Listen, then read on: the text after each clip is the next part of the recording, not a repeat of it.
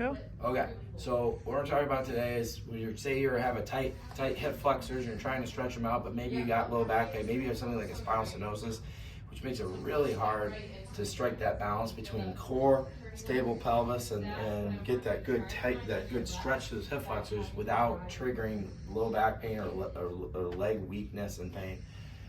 So one thing you can do to minimize the stress to your back is, or if you're weak or don't have good balance, is you can actually do this sitting in a chair.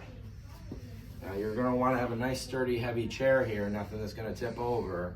And the other thing to consider here too is that you're going to want to have your weight in that front leg as much as possible, not just on the chair. So again, to minimize the chances of that tipping over. So I'm going to take my shoes off, because I want to have a benefit of being able to slide here. Now make sure nothing's rubbing on the inside, that chair is too hard. You can put a towel, something to extra padding, a small pillow perhaps. But again, I want to keep kind of forward here, maybe hold with one hand here. And I'm just gonna work on sliding, because remember when you're walking, that back leg is not bearing weight, it's just driving, and that's gonna work here. But because I'm pitched forward more, I'm gonna keep my back more open. I'm not gonna be hyperextending and compressing in my back. So this could be really beneficial to kind of work into that hip flexor stretch, okay?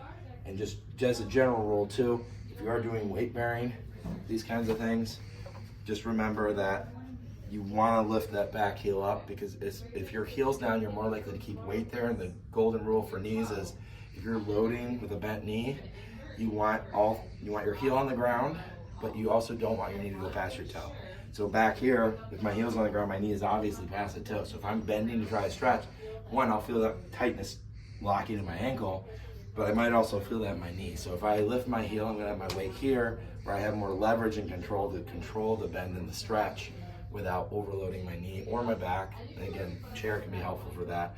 Or if you use stairs or the rails on stairs or something, you can do it standing where you're more leaning forward, offloading your low back. Okay, good.